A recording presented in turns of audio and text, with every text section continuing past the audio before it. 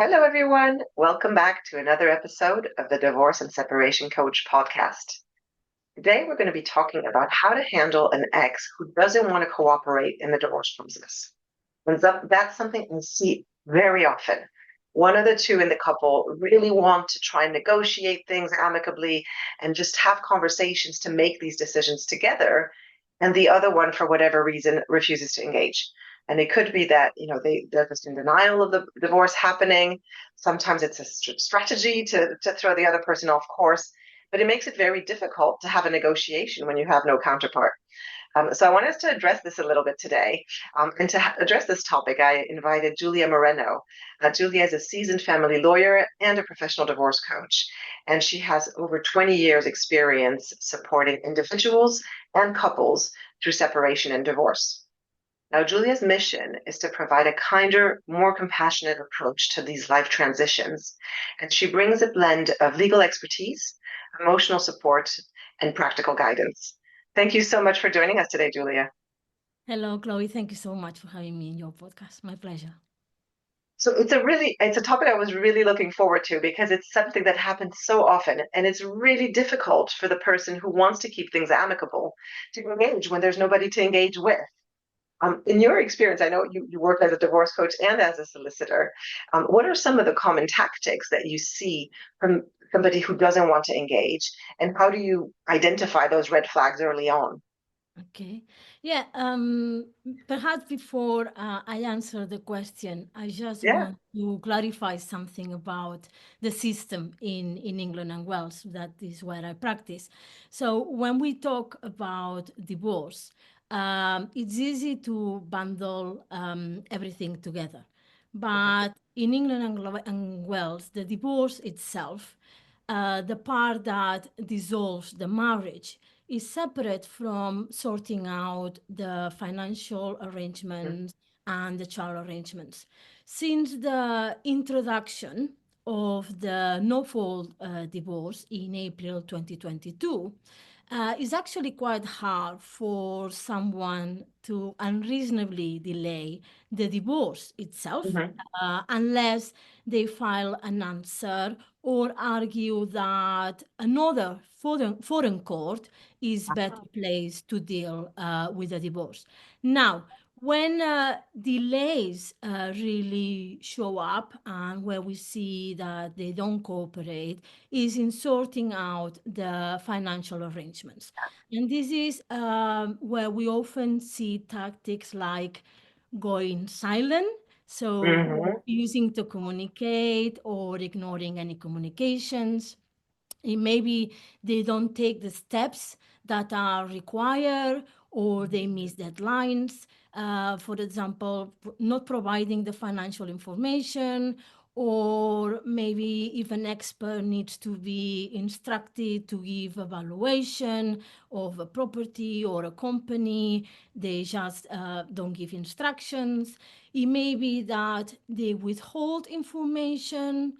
Other tactics that they can use is asking for more time, Yeah. continuously, oh, I need more time, I need more time, or drip feeding the information. It may be that they do give you some information, but they do it in tiny pieces so to slow everything down.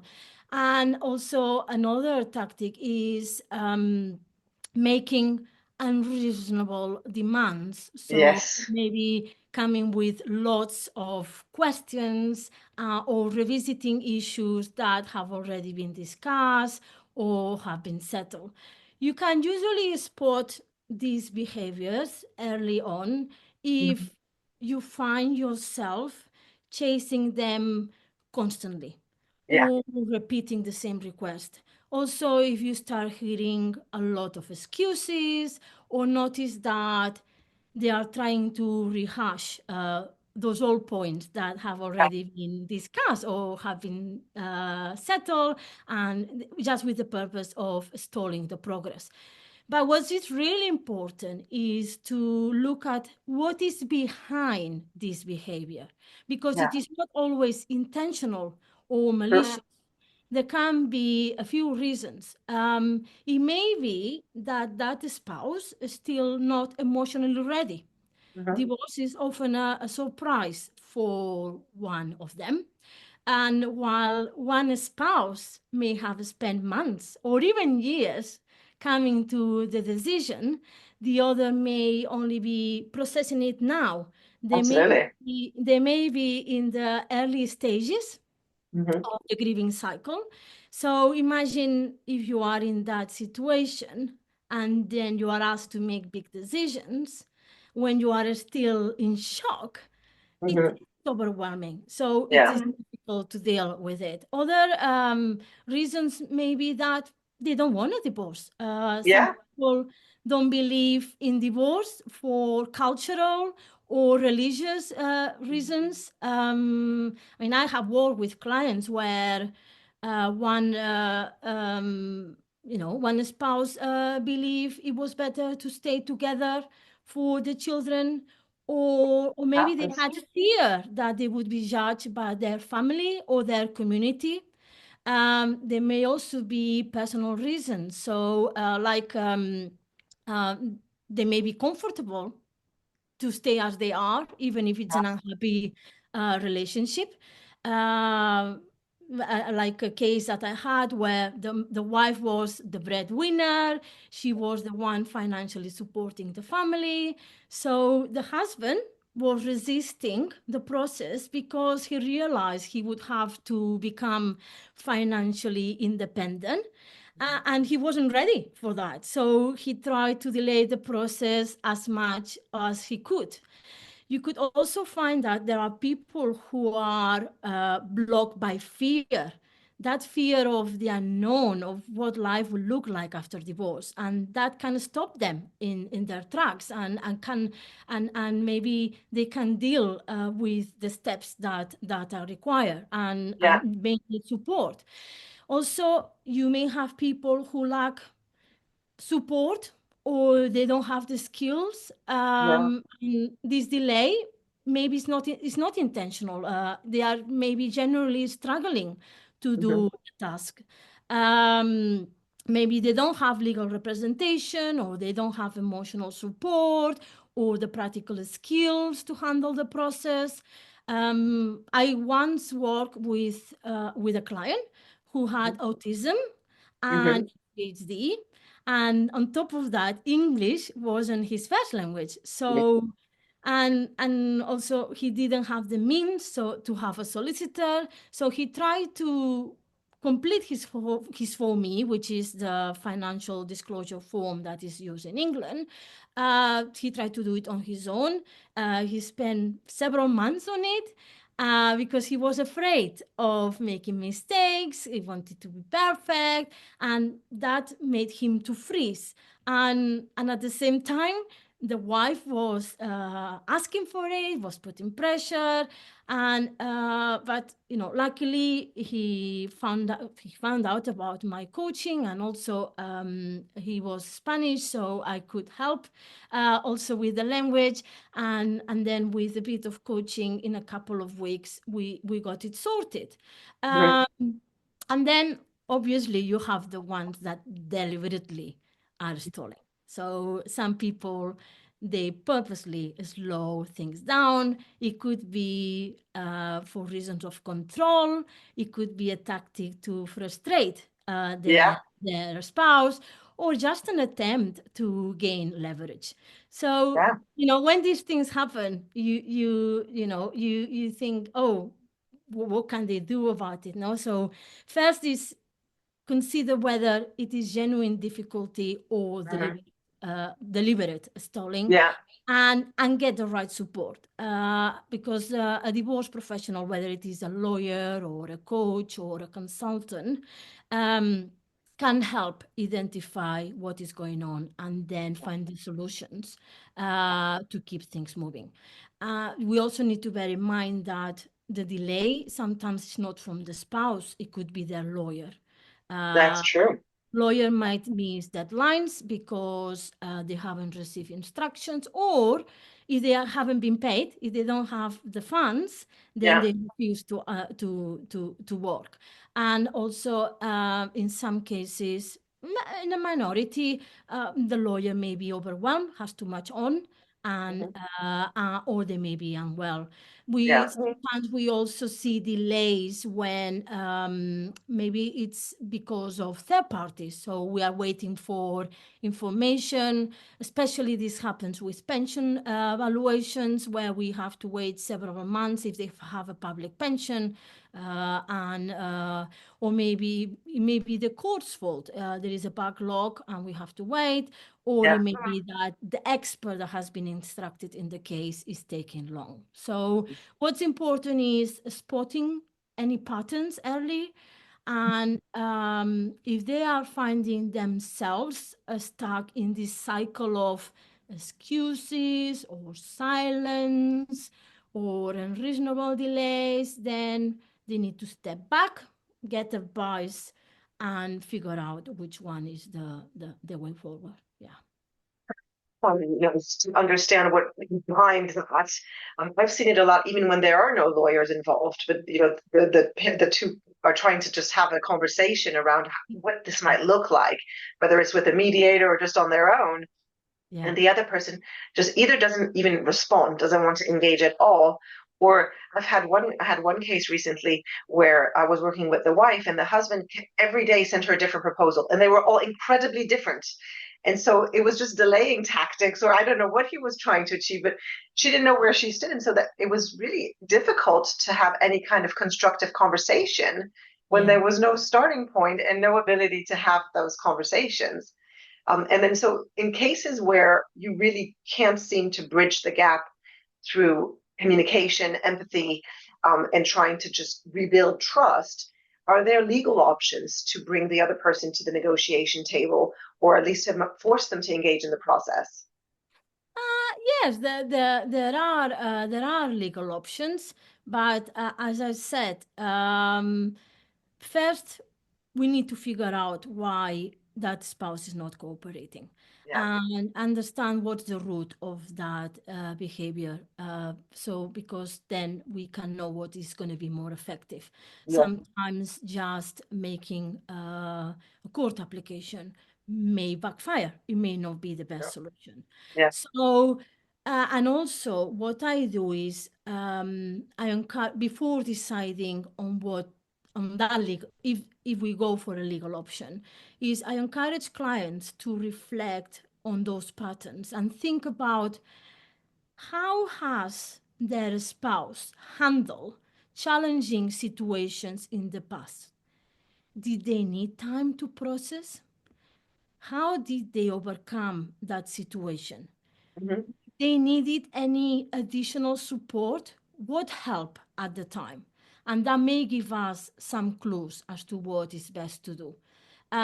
Because, as I said, if, for example, they are not emotionally ready, maybe they need to have some time, yeah, or maybe a coach can be introduced to help them to engage with the process and giving them a bit of clarity. Um, Also, like that example you were saying, where your client was receiving lots of offers from her husband, maybe that person was doing it because was scared, you yeah, know, and also didn't have clarity and was confused, and yeah, maybe having that he himself having that guidance or support may have made things easier. Also, sometimes they don't have money for that support, so the other spouse may want to consider, how can I help them? Is there a way that I can make provision so that they have access to the funds? If they refuse, then that's another story. Because, as I said, sometimes litigation is not the right answer. And also, we need to think, depending on the personality of that person, we need to think about, could we use a non-court dispute resolution method here, like a mediation, or maybe getting an early neutral evaluation, or maybe even sharing a lawyer together to yeah, have a more productive path. So where the communications between them happen in the same space, there is and then there is less possibility of misunderstanding, and the communication is not filtered, Yeah. and there is someone who is helping with those communications. But if none of those things work and that spouse is dragging their heels, Mm. yes, as I said, there are legal options to consider, and they should be, before taking any of those legal options, they should seek professional advice, because the right approach depends on the situation. There are also cost implications, Yes. and also it depends. Yeah, there could be huge cost implications, and also it depends on the outcome that they want to achieve. But if, for example, they suspect that disclosure is going to be an issue, then the legal option is, and when I say disclosure, is providing the financial information for those who are not familiar with the term, then one option is to start the formal court proceedings rather than relying on voluntary disclosure. Sometimes when Hmm. you mediation or when they talk to each other, they agree to exchange the information on a voluntary basis. So if they see that that's not forthcoming, or they're just giving what just a bit of the information what they are interested in, and Yeah. they don't mind to share, then maybe by starting the court application, that would allow there to be deadlines, and if they fail, if that spouse fails to comply with the task and the deadlines, then the court then can make orders to compel that person Yeah. to act. They can also ask for a penal notice to be attached to the order, which would have serious consequences for non-compliance. Yeah. And if it's a case that where there are substantial assets and the spouse is not cooperating, and they suspect that the reason for that is that the spouse may be trying to hide assets Yes. or move them beyond reach, then Hmm. they may need to consider remedies like applying for a freezing order, Hmm. stops the assets from being transferred or sold, or maybe a search order to Hmm. locate and safeguard important documents or Yeah. information. Also, if once you have started court proceedings, if a spouse disobeys or Hmm. breaches a court order, or there may be an undertaking is a promise Hmm. that they have given to the court, then that spouse may be in contempt of court. Yeah. And contempt of court happens when someone's behavior interferes with the administration of justice. It Yeah. is serious, and it can result in fines, confiscation of assets, or even imprisonment. Yeah. Uh, Also, the court itself, once you have started proceedings, the court itself has a duty to actively manage cases to Okay. prevent unnecessary delays. I had a case recently where my client, she was acting in person. Yeah. And she didn't make a formal application about her husband's failure to file his for me. But at the first hearing, at the first appointment, the judge intervened and ordering him to file it by a certain deadline. And he warned him that if he didn't comply, then at the next hearing, he could draw adverse inferences about his financial position and make decisions Yeah. accordingly. So judges can also have tools to move things along Yeah. when necessary. But whatever approach is taken, I always advise clients to document everything. Hmm. They may decide not to take any of those legal options that I Yeah. mentioned, but if they keep a copy of all the communications, whether it is emails, correspondence, messages, and also keep a journal of what is been happening. And then when it comes, if eventually the judge needs to make a decision, they can bring that evidence forward, and then could argue that there's been litigation misconduct, and possibly get an order for their spouse to pay some of their legal costs. So Like yeah. that's a strategy too. Sometimes it's also, because the one person only has limited funds, and so the other one hopes that eventually they're going to get to a point where they just can't afford to pay for a lawyer anymore, and that's going to give them the upper hand.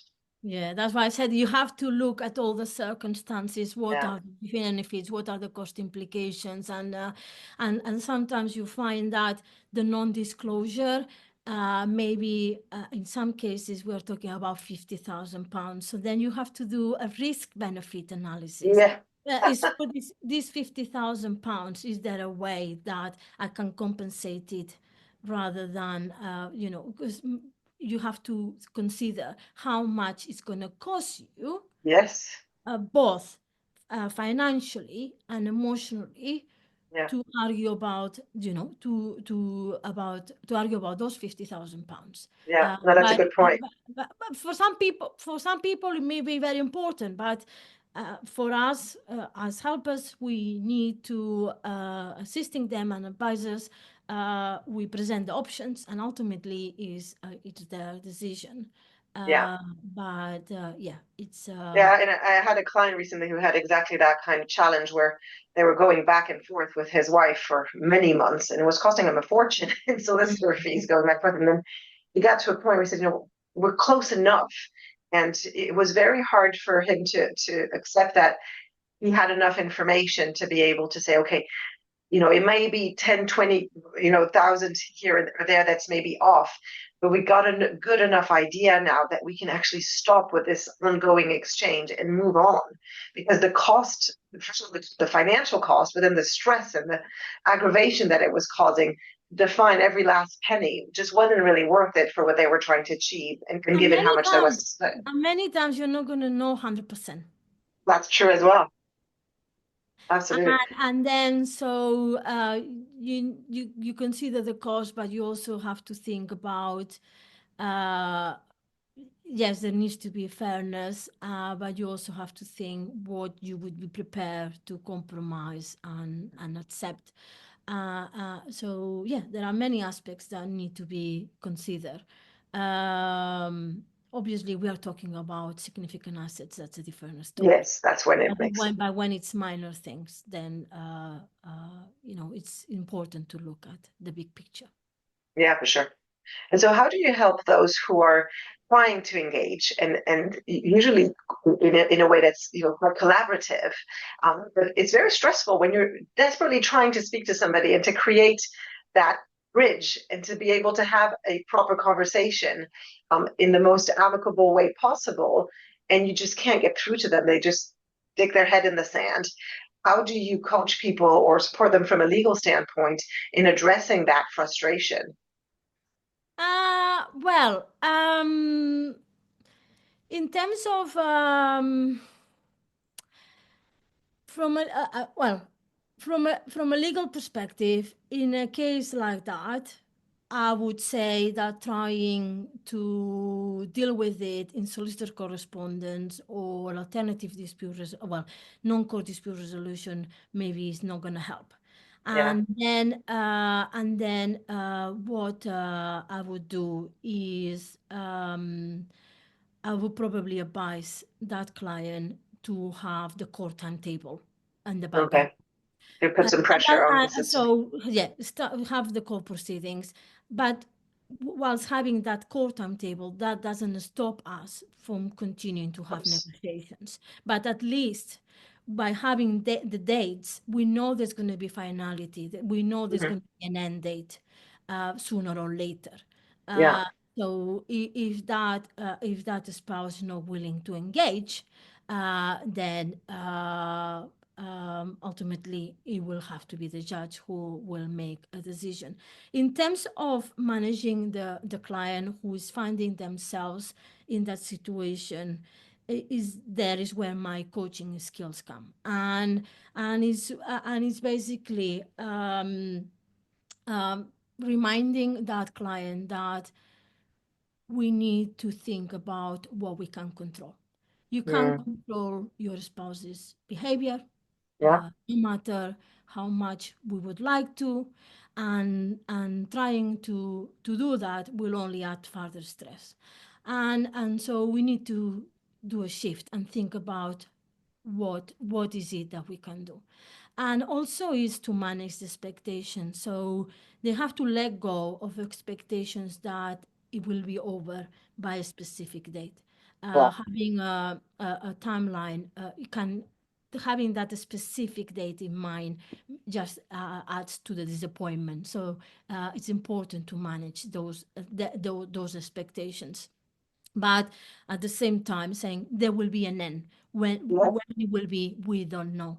Hmm. And also, instead of counting the time, Hmm. is concentrating on staying prepared and getting closer to the desired outcome, and thinking about the next chapter. Yes. Yeah. And how things are going to change. Also, I try to encourage them to being kind to themselves throughout the process, reminding them that they are doing the best they can even on the hard days, and we celebrate the small milestones because those small wins add up, and it reminds them that they are making progress, uh, Yes. even if it's slow. So whenever there is a small win, it's always good to celebrate. Also, what works very well is um, telling them that, well, that this is a temporary situation.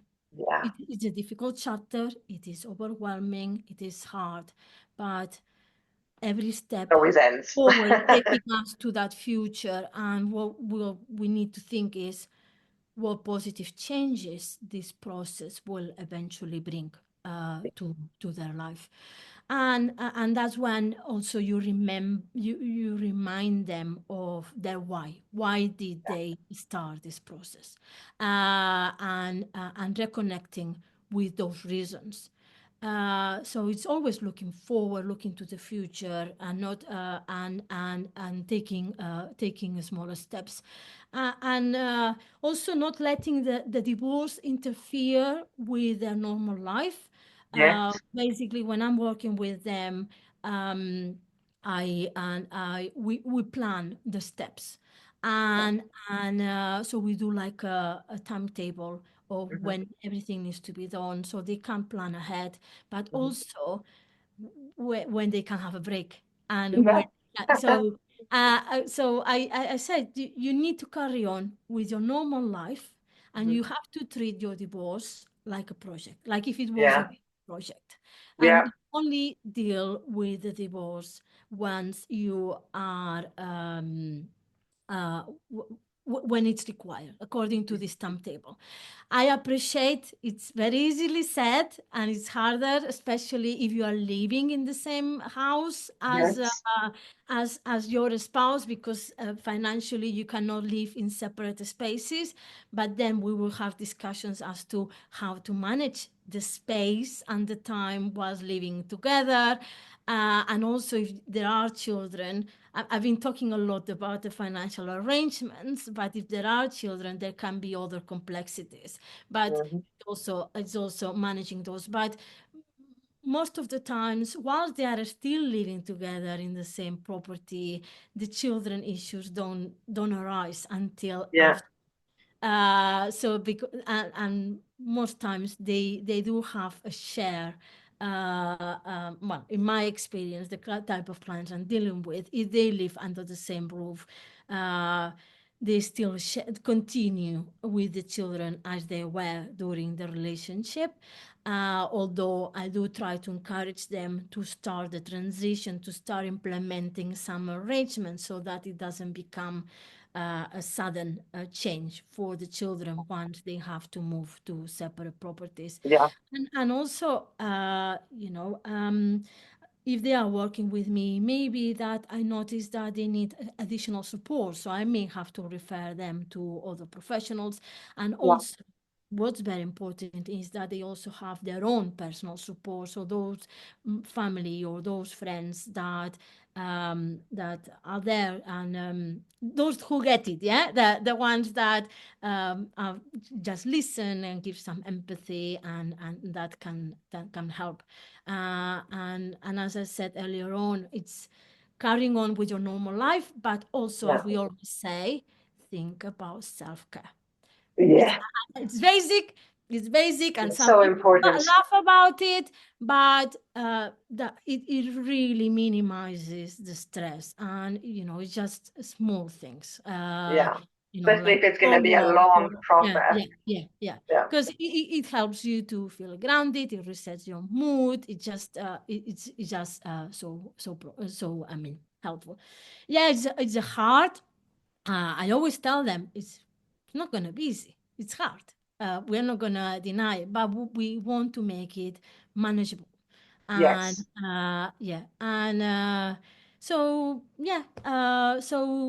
what they can control, seeking support, taking care of themselves, project managing, all of those things when you are dealing. I mean, it applies to most cases, not just if you are dealing with a difficult husband, but And any divorce, really, yeah, even if yeah, it's going yeah, well, yeah, it's hard. yeah, yeah, correct. So it's interesting because I'm just about to publish a book, which is about preparing for divorce. So of course, my head's very much in that space right now, and I'm thinking about all the things you can also do up front to try and avoid getting stuck in that kind of quagmire where you can't seem to get the other person to play along.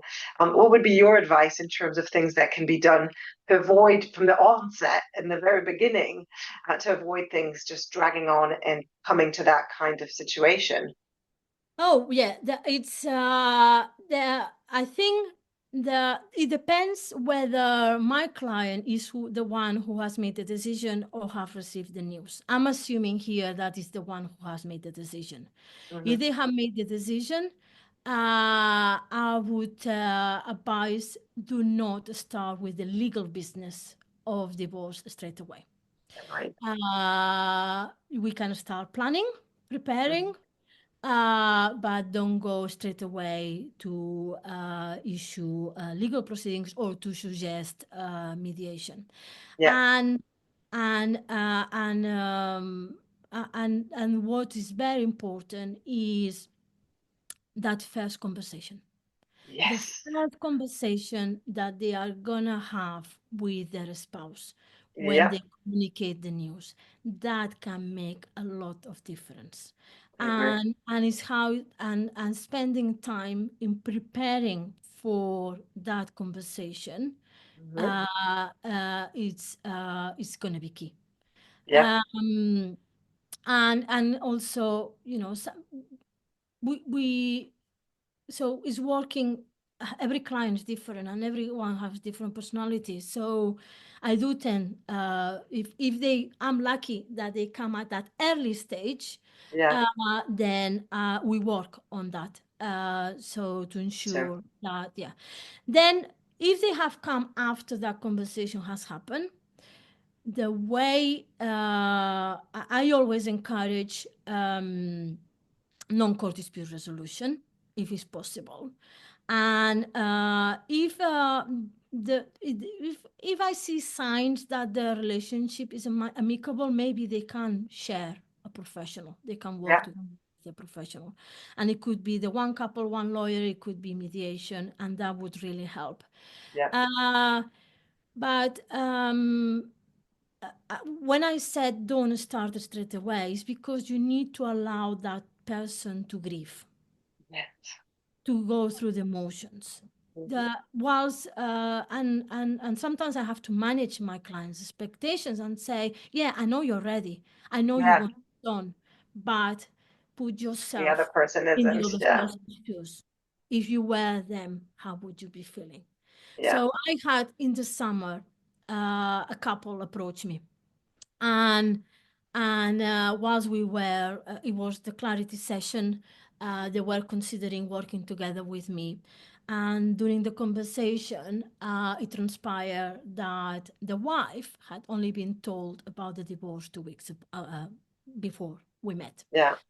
and I could, and I did see I did see signs during the conversation that she was feeling overwhelmed, agitated, and confused, and because of the type of questions she was raising. He And was very ready, I'm assuming, in his head yeah, he had he a was plan. very, Yeah. and at the end of the call, I said, I was honest, and I said, your wife's still not ready. She needs emotional support. So the best way to proceed, as you both have shared, you want an amicable resolution. And then the best advice I can give you is that we allow your wife to have the emotional support that she needs, and I explain to them the grief cycle, the different stages that we go. And as I can give you some recommendations of divorce coaches that can work with her. Mhm. And then when she is at the stage where I always say they should never deal with the legal business of divorce until they are at the acceptance stage of the grief cycle, because that's when they can make rational decisions Yes, and they absolutely. are not playing the blame game, or and all that. Or in So denial, even. yeah. So so that was my advice. I said, and that's what they did. And so she's been working with a coach to understand what has happened, and to and the emotions. And then when they will come back, they will be ready to have Yeah, yeah. conversations both about the finances and about the children. And I have exactly the same situation where I'm working with a wife, and he decided, and she's still very much coming to terms with that. And he is ready to go. He had a mediator lined up. I said, I need to pause all this. She is not Yeah. prepared to have those conversations. All of the points you make are all points I make in my book, and I completely agree. There's another one that I think is really important that helps to, from, if you're lucky again, as you say, to have clients who come in the very early stages before they've spoken to their spouse, if they can very quickly orient them towards amicable, focused professionals. Whether they share an online directory of the Amicable Divorce Network, or some other organization where you know that they're going to be speaking with people who are not going to make things more acrimonious, but Mm-hmm. they're going to be getting the support they need from other people who are going to help them to then come to the table prepared and comfortable. And, if you can help Definitely. them, and you touched upon that earlier on, right? Yeah. Helping them get the support they need before you can start any kind of conversation. It's Yeah, really definitely the important. choice. Definitely the choice of the support that you're gonna have, especially the choice of lawyer can make a difference. We need to be conscious of, depending on the personality. If we Yes. are speaking about spouses who are controlling, or that they don't want the divorce, they are most likely to look for legal representation that is gonna give the answers that they want to hear. But definitely, if both parties are represented by a lawyer who is, who adheres to, who supports an amicable resolution, considers non-court dispute resolution, it's mindful of the language and the tone in the communications, Mhm. and also not just the language, also the timing. Yes. I have it as a rule. I never send letters on a Friday. Yeah. It's It's the it, worst thing when people receive a letter from their lawyer on a Friday with the opposite counsel on the Friday evening. Oh, yeah. horrible. And the amount of cases where we have received a letter at 6 p.m., just at the time closing, and then you have the whole weekend, And because I work as a coach as well, sometimes on emergencies I do deal with clients over the weekends All if of those calls. emergency, to manage that client. Sometimes I decide, if I get it, if it's only been sent to me as a lawyer, I make the choice not to send it to my client until Monday. Yeah, Yeah, that's very wise. It's really psychological warfare, and it can be it is. incredibly harmful. Yeah, yeah, Thank you yeah. so much, Julia. I could keep on talking all day. There's so much to discuss on this Yeah, topic. no. But it is, for people who have that intent to negotiate their agreements, which is the vast majority of divorces do get resolved through some form of negotiation. But those who want to keep it, low cost, low conflict, and if the other person just isn't playing along the same lines, it becomes very, very difficult. So it's really interesting talking about the different approaches you can take. And as you say, that initial step of just trying to understand what is the problem. Is it because they're trying to play games, or are they really stuck themselves in the process? Yeah, yeah. And we've been talking about the other, but we also have to think about our own clients. Yeah. Uh, Sometimes the stalling or the lack of progress or not reaching an agreement, it may be our own client that have Sure. expectations Yeah. that are unreasonable, or they are looking for that perfect outcome. So for us as professionals, as especially we are coaches, is it's talking about those expectations, but then if in combination with a lawyer who can tell them, look, if this case is going to be decided by a judge, this is the Mhm. potential outcome. Yes, And what you are asking is not something that the judge is going to order. Sometimes they need to hear that. I agree. And also, so when you were talking about how to make it more amicable, if the clients come to me at the start and we are preparing the case, we also talk about what is the potential outcome, although we may not know all the information from the other, but we can start looking at the needs, because Yes. needs is going to be a factor which is gonna be taken into consideration, that is taken into consideration in all cases.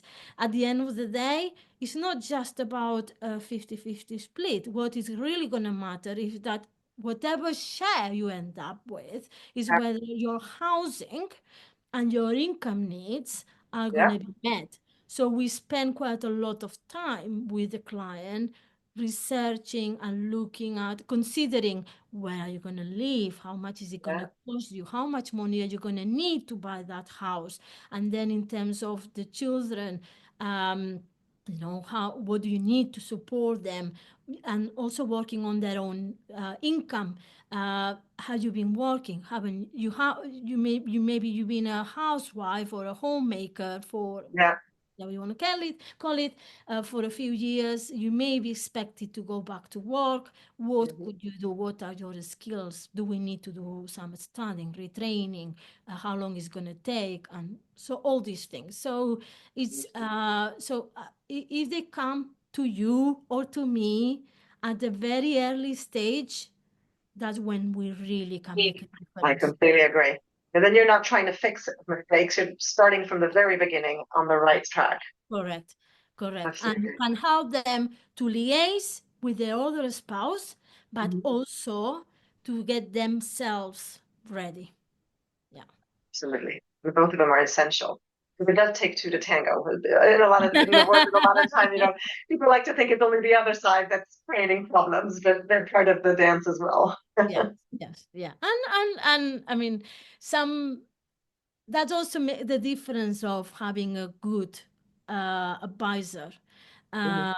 whether it's a lawyer or a coach, is that you have the professionals who will be honest Yeah, with the clients and will tell them what it is. Still with compassion and with of course. empathy. Doesn't mean you cannot have that.